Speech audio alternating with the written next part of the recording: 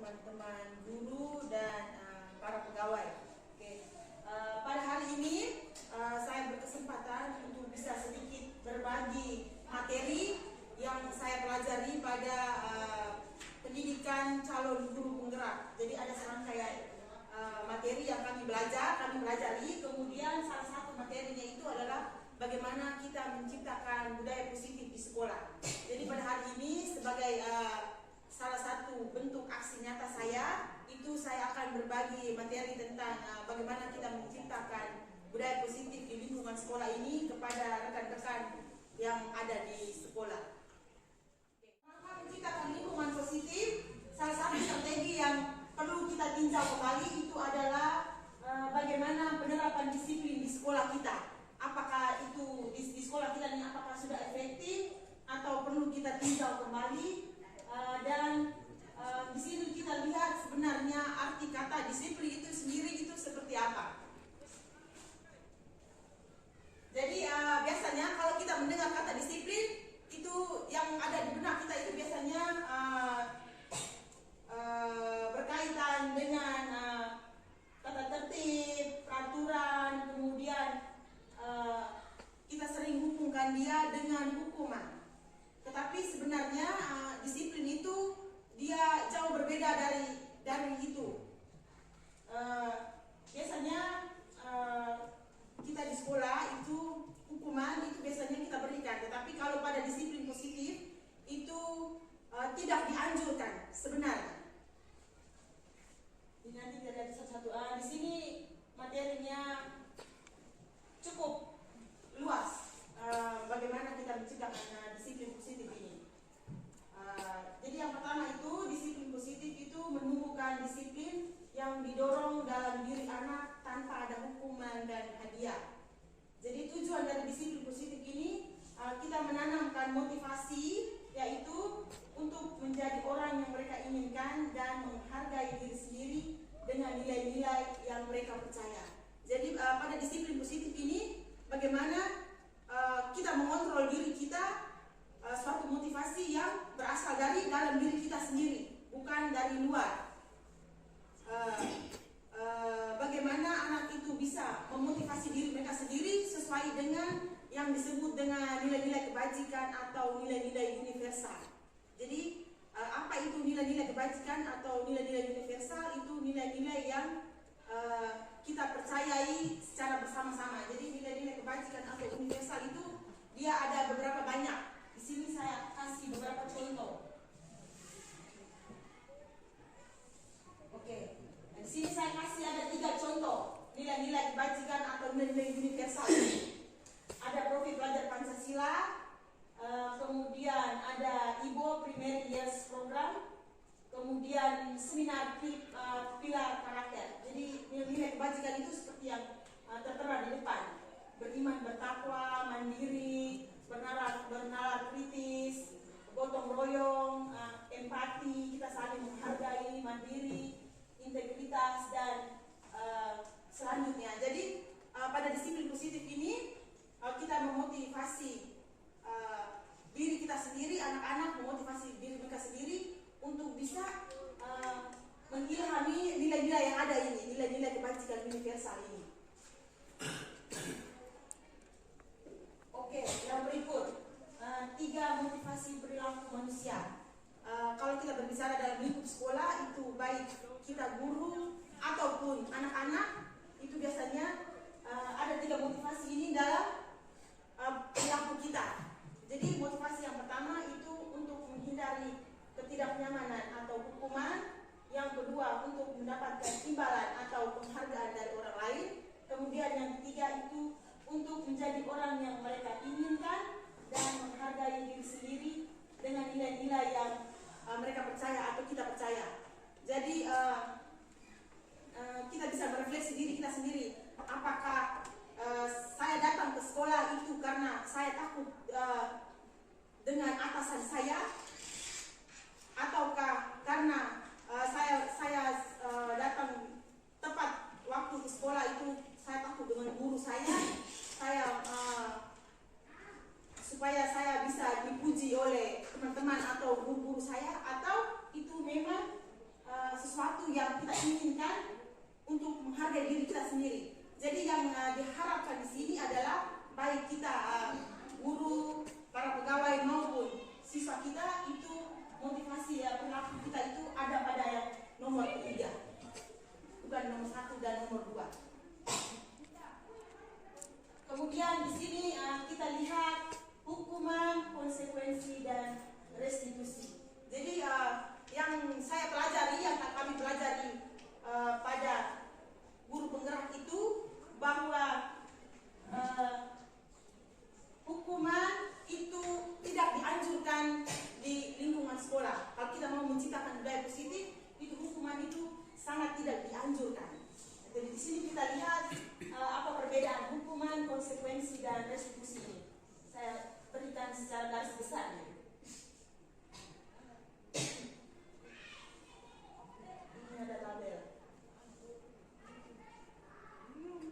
Kalau pada hukuman itu dia identitasnya gagal, sedangkan pada konsekuensi dan restitusi itu identitasnya sukses. Jadi hukuman itu biasanya dia sesuatu yang harus terjadi, sedangkan kalau konsekuensi itu kalau hukuman itu sesuatu yang menyakitkan, sedangkan kalau konsekuensi itu sesuatu yang harus terjadi, sedangkan restitusi itu merupakan sebuah pilihan. Jadi kita bisa lihat di situ kalau kita memberikan hukuman itu anak akan merasa tersakiti, sedangkan kalau kita memberikan konsekuensi itu merupakan sebuah pilihan. Jadi kita bisa lihat di situ kalau kita memberikan hukuman itu anak akan merasa tersakiti, sedangkan kalau kita memberikan konsekuensi itu kita membuat anak merasa tidak nyaman, sedangkan kalau pada restitusi itu anak akan mendapatkan penguatan. Jadi biasanya kalau di hukuman itu kita memberikan ketidaknyamanan kepada anak itu dalam jangka waktu yang panjang, sedangkan kalau pada konsekuensi itu dalam jangka waktu yang pendek. Sedangkan kalau pada restitusi itu kita menguatkan anak, kita menguatkan murid. Kemudian di bawah sini masih ada banyak.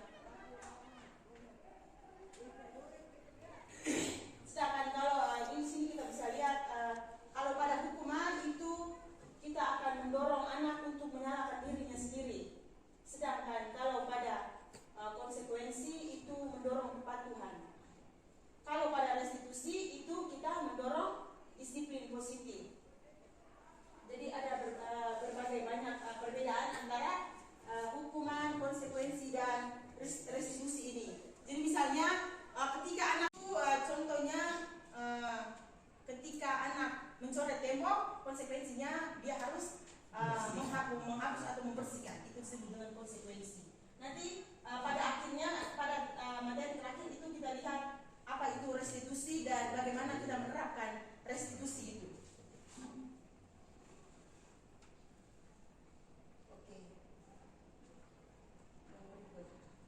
Oke. Selain hukuman dalam menciptakan budaya positif itu juga kita bahas tentang penghargaan. Jadi menurut Alfikon itu bukan hanya hukuman saja yang bisa menghancurkan potensi seorang anak, tetapi penghargaan juga sama. Kita lihat kira-kira bagaimana penghargaan itu dia bisa merusak. Ini ada dari sekian contoh yang saya ambil. Jadi kalau kita memotivasi anak, jadi istilahnya kalau hukuman atau penghargaan itu kita memotivasi anak, tetapi dia motivasinya itu dari ekstrinsik, dari luar, bukan dari dalam. Jadi tadi yang sudah kita harapkan bahwa motivasi itu berada dari dalam diri atau intrinsik, bukan motivasi yang ekstrinsik. Jadi kalau penghargaan, kita lihat satu-satu. Jika tidak menggunakan penghargaan lagi dan lagi, maka orang tersebut akan bergantung pada penghargaan yang diberikan, serta kehilangan motivasi dari dalam. Jadi kalau kita memberikan penghargaan, mereka termotivasi karena ada penghargaan itu. Sedangkan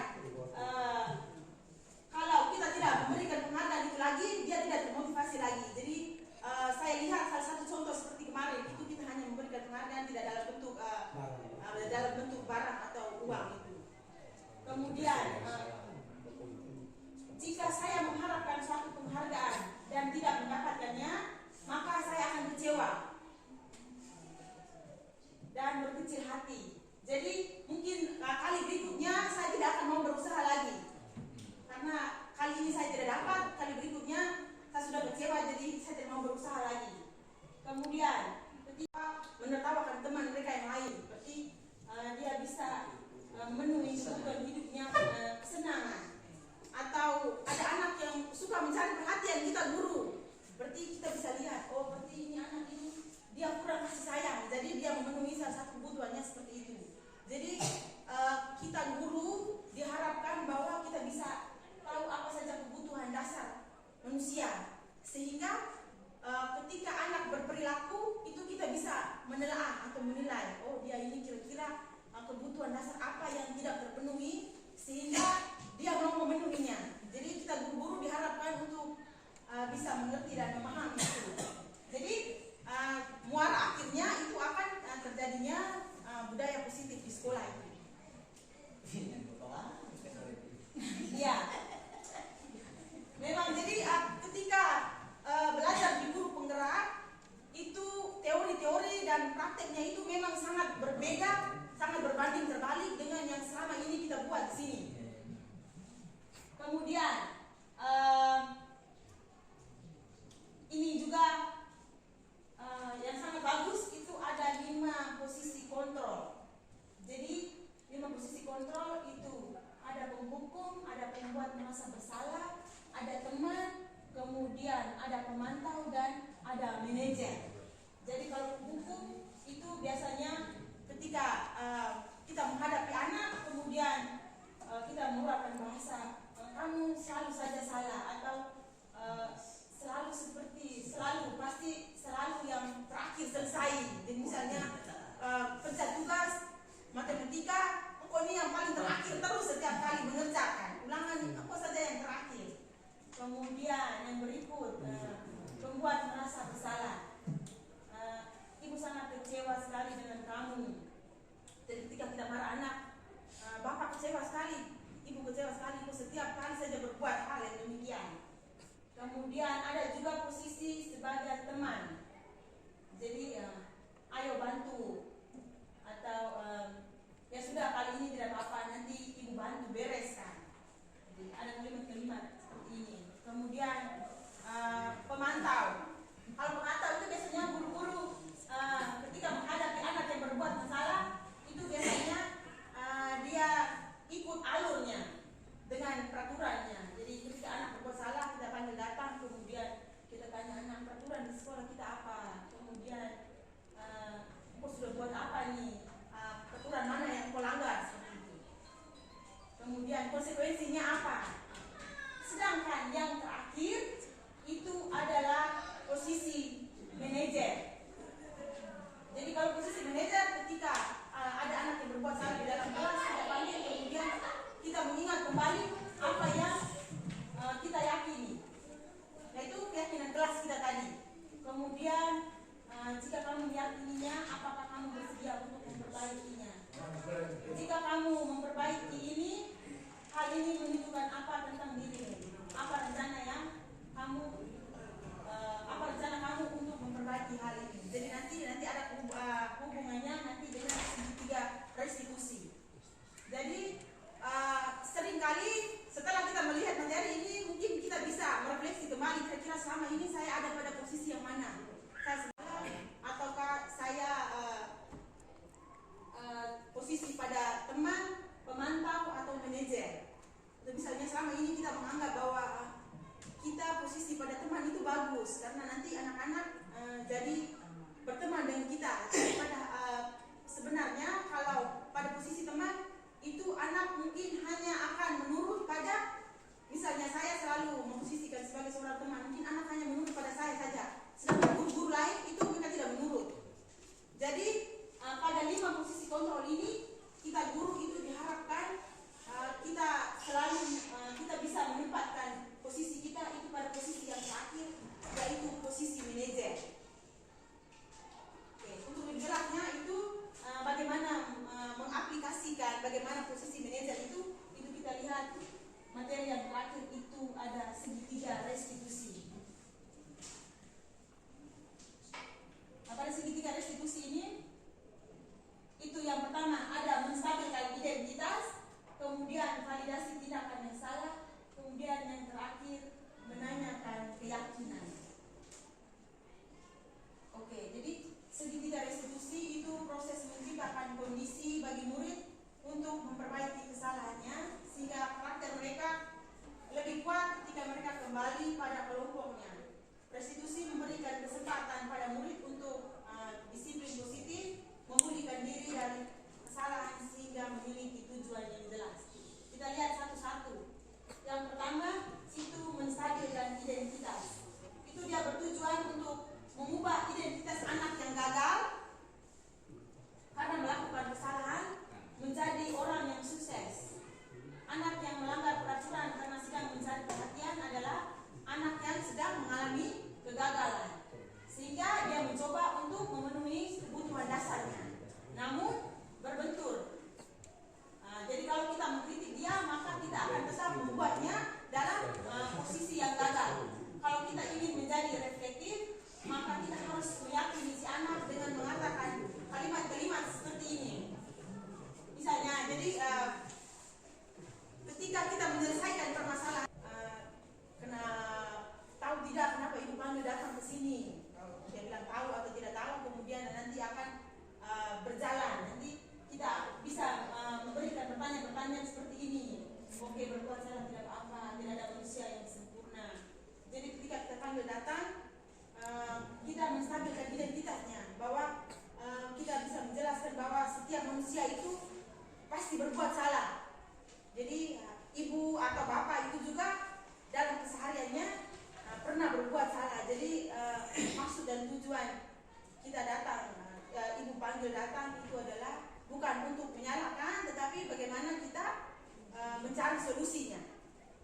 Jadi ketika menyelesaikan permasalahan anak, itu yang pertama kita lakukan itu adalah kita harus menstabilkan identitasnya dengan pertanyaan-pertanyaan seperti ini. Kemudian langkah yang berikut adalah validasi tindakan yang salah. Jadi setiap tindakan yang kita lakukan dengan satu tujuan itu untuk memenuhi kebutuhan dasar tadi. Ada 5 kebutuhan dasar tadi. Jadi kalau kita memahami kebutuhan dasar apa yang mendasari sebuah tindakan, kita bisa menemukan cara-cara paling efektif untuk memenuhi kebutuhan tersebut. Jadi kalimat-kalimat pada setelah menstabilkan identitas itu kita memvalidasi tindakan yang salah ini. Melalui segitiga restitusi itu, setelah kita menstabilkan identitas, itu kita validasi tindakan yang salah. Jadi kita tanya dulu, kira-kira alasan anak berbuat itu seperti apa? Karena kita biasanya ketika guru juga tidak bisa mengontrol emosinya, kita tidak tanya pendapat anak lagi. Karena yang sudah pada materi sebelumnya adalah ketika seseorang berbuat sesuatu itu pasti dipenuhi. Jadi kita tanya dulu alasannya seperti apa. Kita mendengar pendapat anak, penjelasan dari anak dulu. Jadi kemudian yang berikut, kamu patut bangga pada dirimu sendiri karena kamu telah melindungi sesuatu yang penting buatmu. Misalnya ada teman yang coret-coret buku catatan, kemudian dia tidak suka, dia pukul temannya.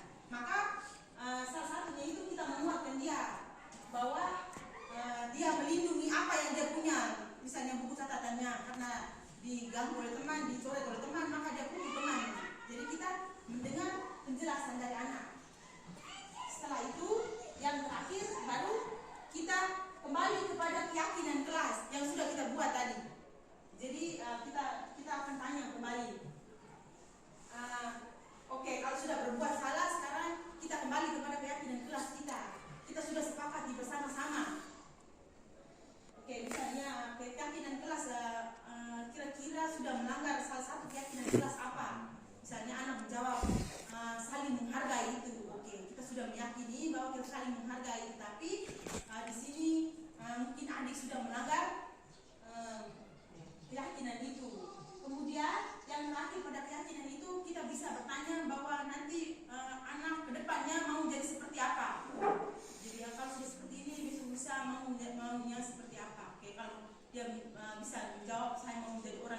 proses, maka kita guru bisa membimbing mereka. Materinya hanya sampai di sini saja. Jadi saya mengambil kesimpulan secara keseluruhan bahwa untuk bisa menciptakan budaya positif di sekolah itu butuh kolaborasi. Jadi bukan hanya satu guru, tetapi kita semua, bukan hanya guru saja, pegawai dan semuanya yang ada di sini termasuk dengan murid-murid. Jadi untuk menciptakan budaya positif itu butuh kolaborasi antara kita semua. Jadi kita guru dan kita para pegawai itu harus bisa mengerti bagaimana anak itu. Jadi kalau pada pendidikan guru penggerak ini, itu kami biasa sebut dengan menghamba pada murid. Jadi kita menghamba pada murid. Jadi kita lebih mengerti anak itu seperti apa. Jadi ketika anak itu berperilaku itu karena dia mungkin memenuhi kebutuhan dasarnya itu. Jadi untuk menciptakan budaya positif itu ada berbagai langkah yang kita bisa membuat keyakinan kelas itu, kemudian tidak ada hukumannya lagi atau konsekuensi itu kita bisa menerapkannya dengan segitiga restitusi itu. Jadi memang ketika belajar pada materi ini, awal yang mungkin teman-teman lain seperti itu atau tidak, tetapi kalau saya itu shock karena selama ini yang kita buat, kita terapkan itu memang sangat jauh berbeda. Jadi ternyata selama ini kita maunya anak-anak harus mengikuti kita, tetapi ternyata tidak bisa. Kita tidak bisa mengontrol orang lain, tetapi setiap kita manusia itu hanya bisa mengontrol diri kita masing-masing. Kita tidak bisa memaksakan orang lain untuk mengikuti kehendak kita. Kita tidak memaksakan anak untuk harus ikut ibu, harus ikut seperti ini, tapi tidak bisa.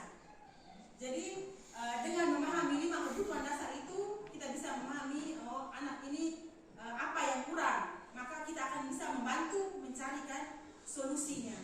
Jadi kemudian penghargaan. Jadi kita selama ini misalnya kita sering memuji anak-anak yang lain, tetapi dalam hati anak yang lain yang tidak selalu dipuji itu kita tidak tahu di dalamnya seperti apa. Jadi itu bisa, tadi kita sudah lihat bersama, itu bisa merusak potensi seorang anak. Jadi untuk menerapkan budaya positif itu butuh rangkaian yang panjang. Jadi kita guru yang ekstra. Jadi ini mungkin hanya sedikit. Oke, walaupun di dalam penerapan kita masih bertolak belakang, tapi itulah kita dengan calon seperti ini dan tiga yang lain itu, coba kita pelan-pelan kita mulai bapak ibu mereka yang sudah apa itu mulai sehingga kita yang lain ikut tuh apa yang ibu mereka sudah dapat kita terapkan. Mudah-mudahan di tahun ajaran baru ini kita terapkan sehingga kita mulai sudah. Kemarin ya tahun kemarin itu sudah buat awal-awal saya juga senang. Ada sapa salam pagi itu tuh datang kita ini senang saya. Tapi dalam perjalanan tidak tahu mungkin semangat luntur atau bagaimana. Jadi ini harapan saya ibu bapak mereka yang sudah apa ini kita mulai sudah di tahun ajaran baru kita mulai. Bagus sekali kalau kita terapkan pelan akhirnya terbiasa itu hal yang tadi kita rasa tidak biasa jadinya terbiasa. Sama-sama yang pindah. Saya salah yang pinjam saya punya buku kuantum itu. Ketika saya datang itu saya bawa ada 2 buku kuantum yang besar itu dari Amerika punya. Kemudian yang satu tuh dosen ITS punya, guru goblok bertemu dengan murid bodoh. Itu mungkin Pak DS punya. Itu bagus kan? Saya senang baca itu berulang kali, lalu saya temukan itu saya sudah praktek 2011 ketika saya mengikuti seminar bisnis tadi 4 internasional 5 negara di Malang. Saya belajar baru 3 bulan bisnis tadi, tapi bersyukur bisa tampil sebagai pemakaran. Jadi Indonesia Timur NTT kami hanya 3 orang. pergi itu 27 orang tapi tampil pertama kali itu. Ibu itu di situ selalu kata Bapak Ibu jangan itu tidak berpakai. Kata jangan itu negatif itu. Umpamanya saya tulis di karung sampah, mau kemana, tempatmu di sini tak nendang. Nah, tapi jangan buang sampah sembarangan. Kata jangan itu negatif ibu Ibu Lala, negatif tuh no atau don't, does not, doesn't, itu tidak boleh. Jadi kita belajar. Nah, seperti coba yang paling praktis tadi, aku haus. Kita tulis di tanaman itu kan, aku haus di mana sahabatku. Tapi kata macam sampah itu jangan buang sampah sembarangan.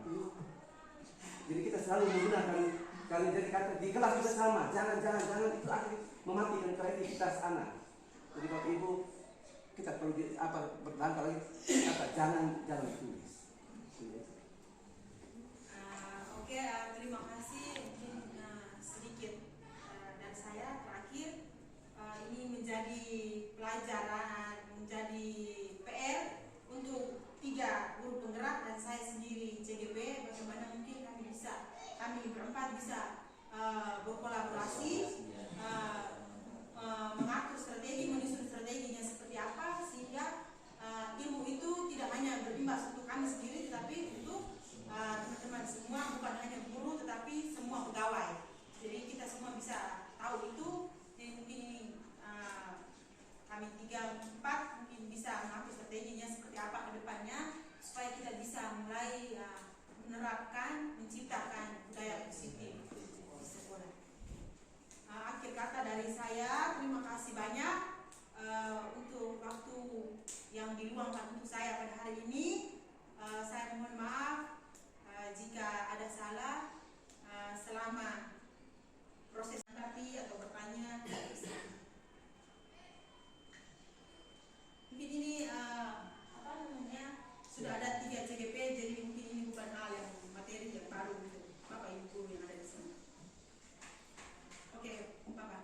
Baik Bapak Ibu, ini tadi reward, sehingga anak belajar bersatu tidak kena reward. Tapi ini saya bertanya ini karena keadaan situasi umpamanya kami kerja bakti, kerja bakti kemudian sepintas anak menyampaikan haus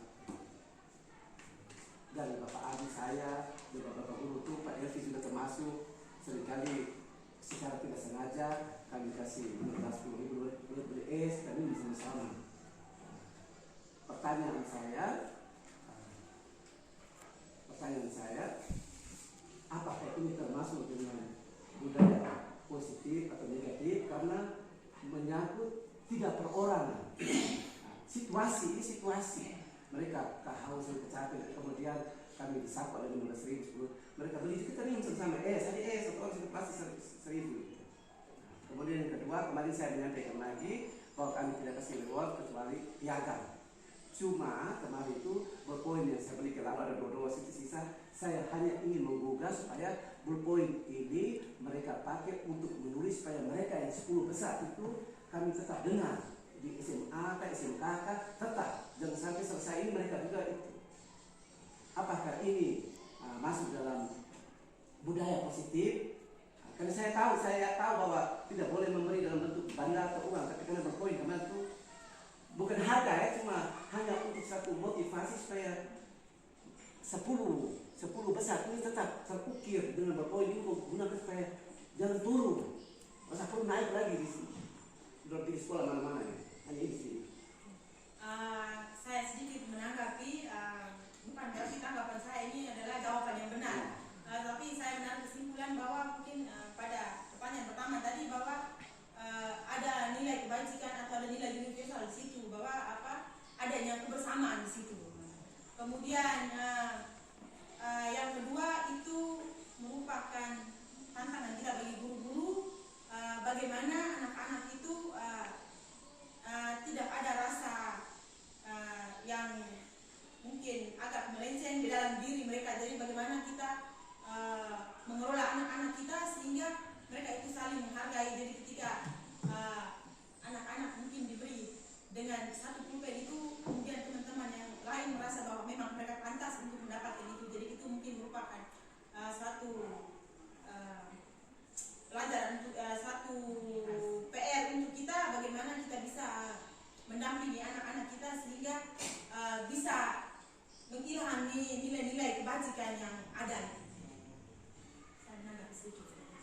Karena ketika saya berbisnis dengan Bapak Yeri di samping sini, karena saya melihat sekarang ini kalau kerja itu ada secari. Dulu saya ada Bapak Haji, saya tahu tuh. Nah, sekarang saya lihat kena bukan tergantung ya, tapi mereka cari saya di mana kita kerja langsung mereka menyindir. Ini panas ini kalau tak kalau saya kelakar itu air di baku taruh di selang sedot saja.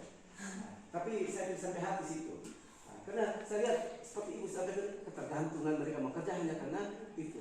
Tapi tadi sudah dijawab bahwa itu kebersamaan nilai kebersamaan. Cuma dan dalam kegiatan imbalan ketika sudah kerja pasti akan dapat sesuatu. tapi bersama dengan saya minum, bukan mereka sendiri. Karena saya lihat akhir ini tadi kerja itu mereka melihat sendiri. Karena sekarang kerja itu mereka sudah melihat sendiri. Saya aku satu lagi bilang, siapa yang bilang? Kamu bilang dia langsung terserah jadi itu baku sedot saja serang. Saya bilang sebentar itu. Cuma batasnya juga paling 15.000 tidak lebih karena mereka 12 orang 10 orang gitu. Karena saya menyadari bahwa takut yang sampai tergantung gitu. Cuma sama-sama menikmati. Seperti teman-teman yang lain juga bawa pisang, bawa ikan, bawa apa masing-masing lalu di sini kita keluar. Saya kira ini. Terima kasih deh. Ada yang lain lagi? Oh iya, Bapak. Oke, terima kasih Ibu yang sudah menanti kita sudah tahu PGP, nanti saya akan bagi